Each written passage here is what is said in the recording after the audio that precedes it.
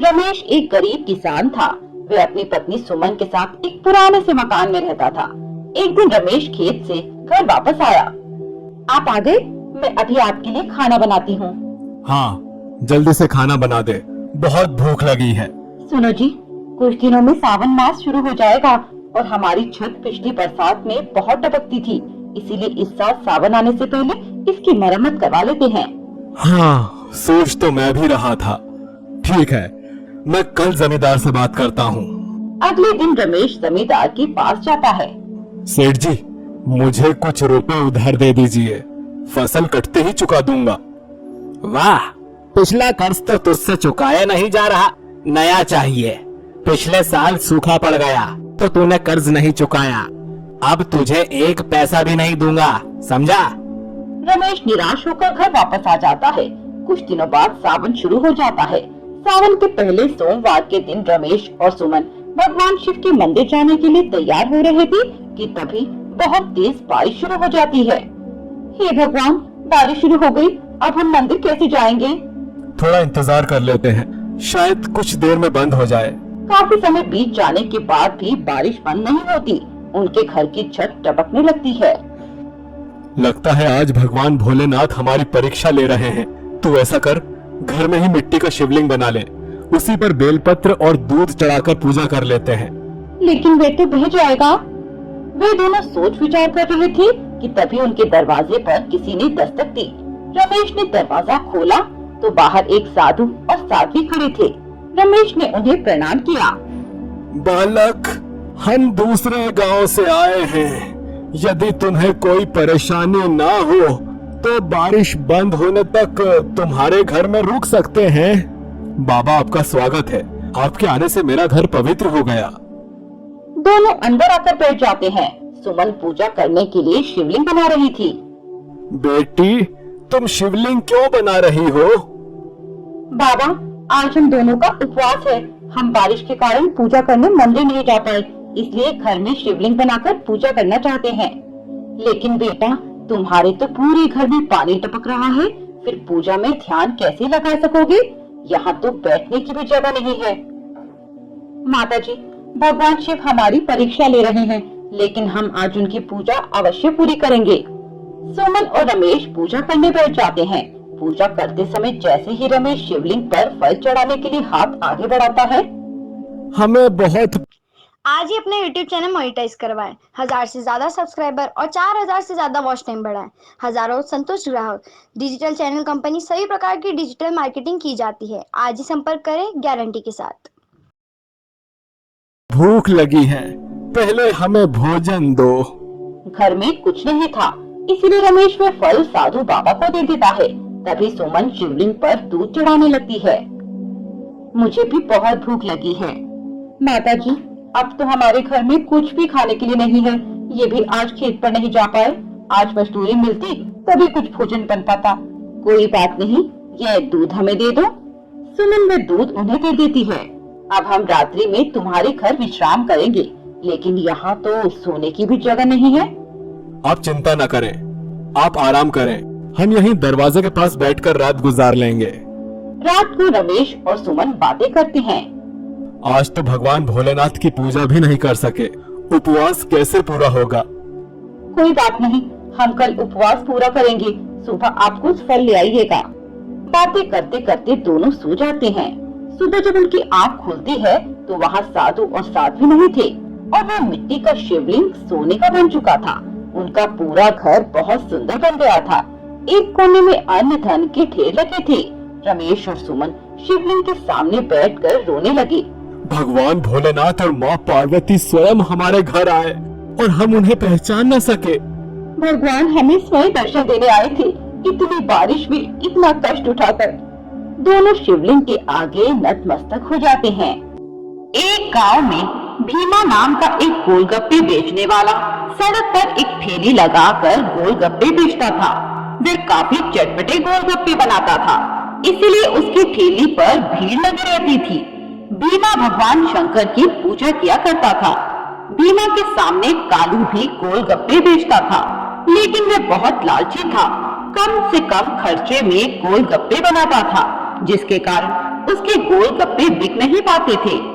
एक दिन वह भीमा की दुकान पर आया और उसने भीमा से कहा, कैसे हो भीमा भाई, तुम्हारे गोलगप्पे तो फटाफट बिक जाते हैं और मेरे तो अभी तक आधे भी नहीं बिके। ये सुनकर भीमा ने कहा, कालू भाई, ये सब भगवान भोलेनाथ की कृपा है, उनकी कृपा से सब काम बन जाते हैं। तुम भी सुबह उनकी पूजा करके गोलगप्पे बेचा करो। लेकिन कालू ने उसकी बात अनसुनी करते हुए कहा, वह सब तो ठीक है, लेकिन तुम गोलगप्पों के पानी में क्या डालते हो जिससे ये फटाफट बिक जाते हैं? ये सुनकर भीमा ने कहा, कुछ नहीं भाई, मैं तो शुरू से ऐसे ही बना रहा हूँ, बस लोगों को पसंद आ रहे हैं। कालू अपने ठेले पर वापस आ जाता है। अगले दिन वह घर पर गोलगप्पे बना रहा था, तभी उसकी पत्नी शांति वहाँ आ गई। शांति ने अपने पति से पूछा, आप ये पानी में क्या मिला रहे हैं? ये सुनकर कालू ने उसे चुप कराते हुए कहा, ये पुड़िया मुझे एक आदमी ने दी है और कहा इसे पानी में मिला देना, जो भी गोलगप्पे खाएगा। आपका हार्दिक स्वागत है। मैं शनि श्रीमान। आपके परिवार में किसी को पाइल्स, समस्या, बवासीर के से पीड़ित है तो आप बिल्कुल हमारी आयुर्वेदिक दवा ले सकते हैं। दवाई की कीमत मात्र 21 रुपए गारंटी के साथ है। आपकी दर्द से मुक्ति मिलेगी 21 रुपए। Thank you. उसे इसकी आदत पड़ जाएगी और वह केवल तुम्हारे ठेले पर ही आएगा। ये सुनकर शांति बोली, कुछ तो भगवान से डरो, तुम भी भीमा भैया की तरह अच्छे से पानी बनाओ तो तुम्हारे गोलगप्पे भी अच्छे से बिक जाएं। इस पानी को पीकर गांव वाले बीमार पड़ गए तो लेने के देने पड़ जाएंगे। तभी कालू ने गुस्से में बोला, तू चुप रह, मेरे काम में दखल मत दे और किसी को यह बात मत बताना। कुछ दिनों में हम माला माल हो जाएंगे, फिर ये गांव छोड़ देंगे। अगले दिन से कालू मिलावट वाले गोलगप्पे बेचने लगा। इधर कैलाश पर्वत पर भगवान शिव ध्यान लगाकर बैठे थे। तभी यमराज जी उनके पास आए और बोले, पृथ्वी लोक वासी बहुत लालची हो गए हैं। वे अधिक धन कमाने के चक्कर में खाने पीने की वस्तुओं में मिलावट कर रहे हैं, जिससे बहुत से लोग असमय मृत्यु को प्राप्त हो रहे हैं। ये सुनकर शिवजी ने कहा, ऐसा करने वालों को तो दंड मिलना चाहिए, लेकिन मैं पहले स्वयं पृथ्वी पर जाकर देखना चाहता हूँ।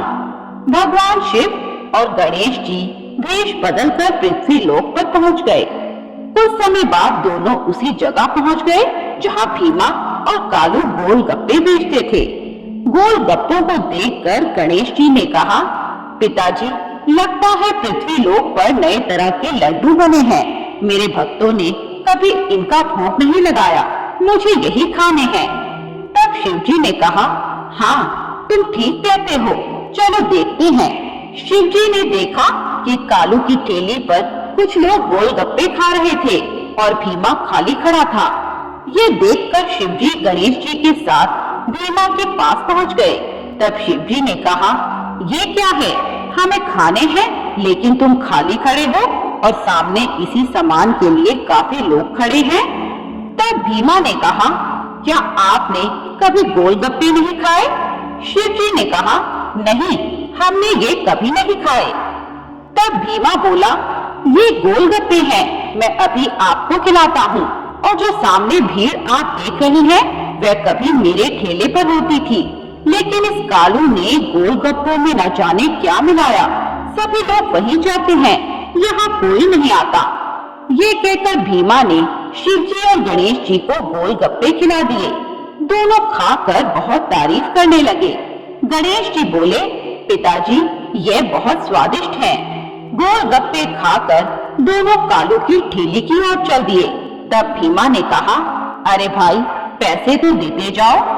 शिवजी ने कहा, भाई, हमारे पास पैसे नहीं हैं, लेकिन मैं तुम्हारी समस्या दूर कर सकता हूँ, जिससे तुम्हारे गोलगप्पे बिकने लगेंगे। ये सुनकर भीमा ने कहा, जैसी आपकी इच्छा, वैसे भी मुझे तो यह फेंक नहीं पड़ते। शिवजी गणेश जी को लेकर कालू की ठेली पर पहुँचे। वहाँ पहुँचकर उन्होंने ध्यान लगाकर देखा, कालू पानी में नशे की पुड़िया मिला रहा था। शिवजी ने कालू से कहा, नमस्कार, आपका हार्दिक स्वागत है। मैं हूं शैलेंद्र श्रीमान। यदि आपके परिवार में किसी को कम सुनाई देता है, कान की मशीन उनको लगाने की जरूरत है, तो बिल्कुल आप हमसे संपर्क कर सकते हैं। सबसे छोटी मशीन हम दे रहे हैं मात्र 6,500 रुपये और स्टार्टिंग है मशीन की हमारी 2100 रुपये। तो जरूर आप हमसे संपर्क करें कान की मशीन के लिए। धन्यवाद। तो पानी में नशा मिलाकर भोले भाले गांव वालों को नशे का आदी बना रहा है। यह सब एक दिन बीमार होकर मर जाएंगे। तब कालू घबरा कर बोला, ये सब झूठ है। यह झूठ तुमने भीमा से सुना होगा। वहीं जाओ, मेरी ठेली पर आने की कोई जरूरत नहीं है। शिव जी को क्रोध आ रहा था। उन्होंने अपने हाथ के इशारे से कालू को हवा में लटका दिया, जिससे कालू डर गया और बोला, महाराज मुझे माफ कर दो, मैं अब कभी मिलावट नहीं करूंगा। तब शिव जी ने उसे नीचे उतार दिया। तभी एक गांव वाले ने कहा, इसे मारना चाहिए। ये सुनकर वह शिव जी के पैरों में गिर गया। तब शिव जी ने कहा, इसे एक बार माफ कर दो, ये अब कभी मिलावट नहीं करेगा। और इसके कारण जो पूरा गांव नशे की पकड़ में आ गया, वह भी मुक्त हो जाएगा। कुछ देर बाद सभी गांव वाले ठीक हो गए। ये सब देखकर भीमा भी शिव जी के पास पहुंच गया और उनके पैर पकड़ लिए। उसने कहा, मैं जानता हूँ आप मेरे भोलेनाथ हो, वही इस संकट से मुझे निकाल सकते थे। तब शिव जी और गणेश जी अपने असली रूप में आ गए। शिव जी ने कहा, इस संसार में जो भी पाप करेगा उसे दंड देने मैं पृथ्वी पर किसी न किसी भेष में आता रहूंगा। ये कहकर वे दोनों अंतर्ध्यान हो गए। उस दिन से भीमा और